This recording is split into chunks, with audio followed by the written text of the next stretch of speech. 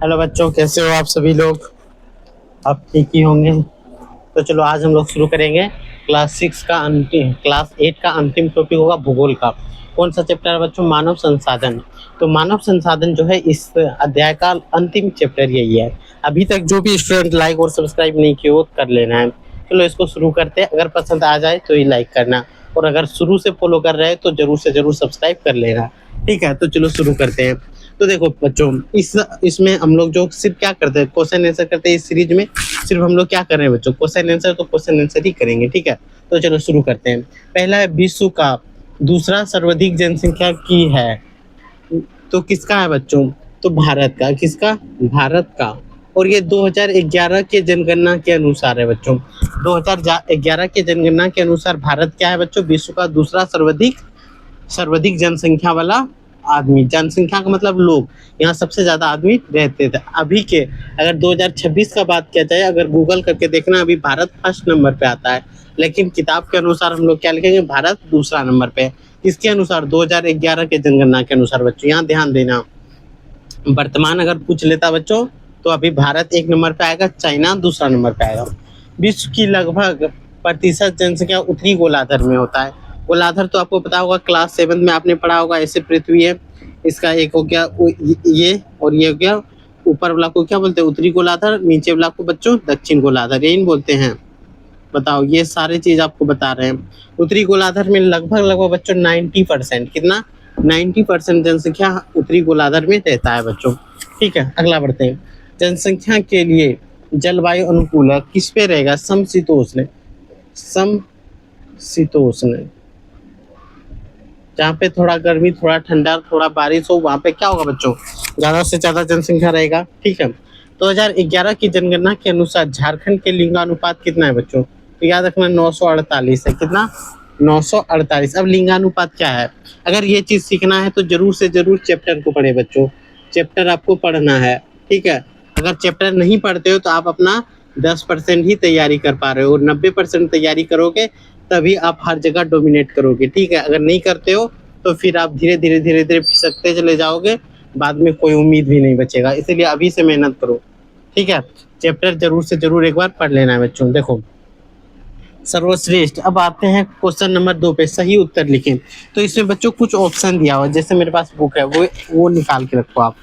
जैसे कि दिया है सर्वश्रेष्ठ संसाधन होते हैं, तो यहाँ पे देखो पहला आंसर हम लोग क्या लिखेंगे? सर्वश्रेष्ठ संसाधन होते हैं, तो क्या होगा बच्चों आंसर? मानव। क्या होगा?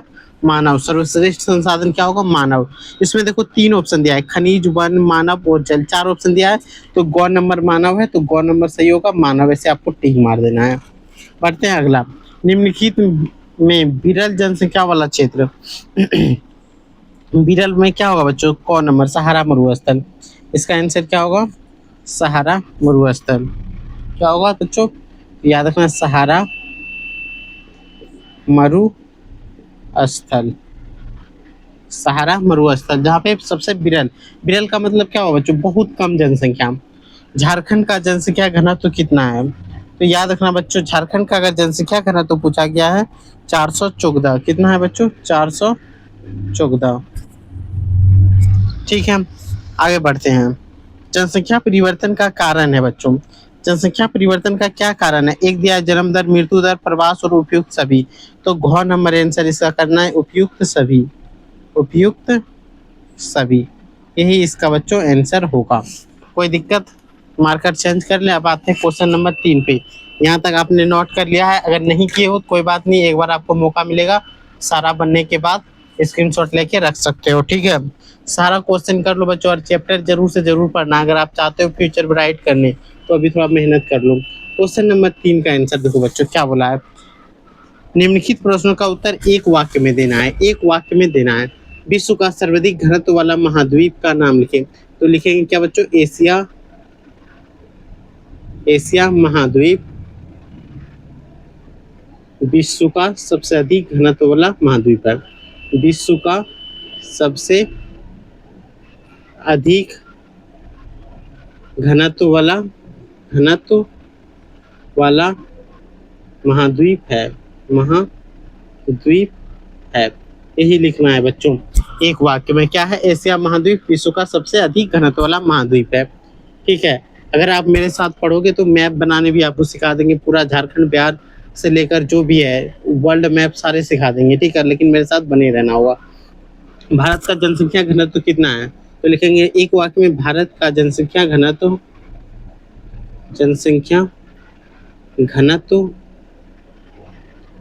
382 प्रति किलोमीटर पर है। यानी 1 किलोमीटर में बच्चों 382 आदमी रहता है भारत में। लगभग ये डाटा 2011 का है बच्चों। अभी तो भारत नंबर 1 जनसंख्या वाला राष्ट्र बना, अभी तो ये भी और भी घट गया होगा बच्चों। जब आप टॉपिक पढ़ोगे तो वहाँ पे आपको बता देंगे हाल का में कितना है, हाल में कितना है वो भी बता देंगे कहाँ टॉपिक में। यहाँ पे हमें सिर्फ क्वेश्चन आंसर करने के लिए आए हैं। जनसंख्या वितरण को प्रभावित करने वाले कारक का उल्लेख करें। तो देखो कौन कौन सा कारक है, तो देखो भूगोलिक, आर्थिक, सामाजिक और सांस्कृतिक कारक है। सांस्कृतिक कारक है। अब देखो इसका मतलब बहुत सारे बच्चों को समझ में नहीं आते, भौगोलिक कारक कैसे पता चलेगा वितरण को प्रभावित करने वाला। तो जब आप चैप्टर पढ़ोगे इस वाक्य को समझ पाओगे। तो ऐसे ही क्वेश्चन बच्चों जब आप पीसीएस का एग्जाम देते हो या यूपीएससी का एग्जाम देते हो तो कभी कभी दिख जाता है। तो उसके लिए आप क्या करोगे, अभी से मेहनत करो, ठीक है। पीसीएस बहुत बड़ा एग्जाम होता है बच्चों, ठीक है, बहुत बड़ा। जब आप क्लास 10 में जाओगे तो इसके बारे में जरूर से जरूर कभी ना कभी सुन ही लोगे। विश्व जनसंख्या दिवस कब मनाया जाता है, तो याद रखना 11 जुलाई। 11 हिंदी में लिखेंगे बच्चों, जुलाई में होता है, ई होगा, जुलाई को मनाया जाता है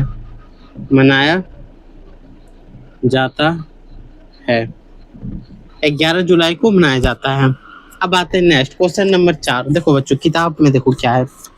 क्वेश्चन नंबर 4 दिया है, मानव एक लघु उत्तरी प्रश्न, थोड़ा सा बड़ा आंसर लिखेंगे।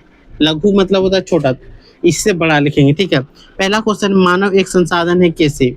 पहला क्वेश्चन बच्चों क्या है, मानव एक संसाधन है कैसे, यही है। तो लिखेंगे मानव अपनी कौशल में एक देना है बच्चों, ठीक है। कौशल बुद्धि का प्रयोग कर आवश्यक वस्तु बना लेता है, आवश्यक वस्तु बना लेता है।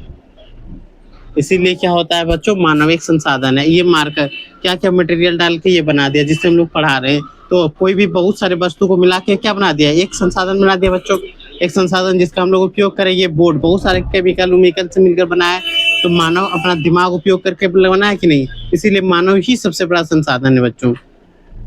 नेक्स्ट बढ़ते हैं, जलवायु किस प्रकार जनसंख्या वितरण को प्रभावित करता है। तो देखो सिंपल बातें हैं ये बच्चों कि अगर अत्यधिक गर्म, या लिख सकते हैं अत्यधिक गर्म यानी रेगिस्तान या मरुस्थल, यानी रेगिस्तान से अच्छा क्या होगा बच्चों, मरुस्थल। क्या लिख सकते हैं, मरुस्थल। या अत्यधिक ठंडी कहाँ होता है, ध्रुव पर लोगों को रहना कठिन होता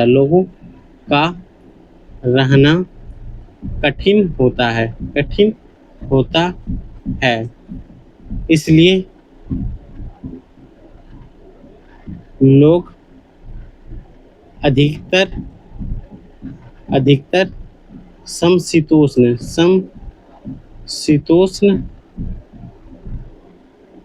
में रहता है। वितरण इसका मतलब क्या होगा बच्चों, सिंपल। इससे क्या होता है कि अत्यधिक गर्मी वाला चाहिए, जैसे राजस्थान हो गया या सहारा मरुस्थल ले लो, उसमें तो बहुत कम आएगा। ध्रुव पे चल जाओ, ध्रुव पे भी क्या होगा बच्चों, बहुत ही कम व्यक्ति रहेगा। लेकिन जैसे ही गंगा का मैदान एकदम मस्त हवा मौसम मिलेगा, ठंडी मिलेगा, खेती करने के लिए मिट्टी मिल जाएगा, तो वहाँ पे क्या होगा, ज्यादा से ज्यादा संख्या रहेगा, यानी समशीतोष्ण, जहाँ थोड़ा ठंडी गर्मी रहेगा, तो वो कारण होता है बच्चों। अगला बढ़े, जनसंख्या परिवर्तन की 3 मुख्य प्रक्रिया क्या है, तो कौन कौन सी। 1 नंबर पर लिखेंगे जन्म दर, दूसरा कारण लिखेंगे मृत्यु मृत्यु दर, और तीसरा लिखेंगे प्रवास। क्या लिखेंगे बच्चों? प्रवास। यही 3 कारण है बच्चों जिससे जनसंख्या परिवर्तन होगा। जन्म ले रहा है तो जनसंख्या बढ़ेगा, मृत्यु दर हो रहा है तो क्या होगा? जनसंख्या घटेगा। प्रवास का मतलब क्या होता है? किसी जगह पे मिल जाना। जैसे मैं अपना गांव छोड़ के कहीं और चला गया, वही या कहीं से निकल गया, तो वो हो गया प्रवास और अप्रवास। तो जब आप चैप्टर पढ़ोगे तो एकदम आपको बारीकी से समझाएंगे जन्म दर और मृत्यु दर क्या होता है, भारत का जन्म दर और मृत्यु दर अभी कितना है, ये सारे चीज जानना है तो बच्चों जरूर से जरूर वीडियो को देखना है, लेक्चर को। अगला नेक्स्ट बढ़ते हैं। प्राकृतिक प्रतिकूलता के बाद भी झारखंड के कई नगरों की जनसंख्या घनत्व तो अधिक होते हैं, क्यों? तो लिखेंगे जमशेदपुर, जमशेदपुर, रांची, धनबाद जैसे क्षेत्रों में, यहाँ पे आदि एक थोड़ा सा लिख देते हैं, रुको, क्योंकि और भी बहुत सारा शहर है। आदि क्षेत्रों में, क्या लिखेंगे बच्चों? क्षेत्रों में जनसंख्या घनत्व तो अधिक है, जनसंख्या घनत्व तो अधिक है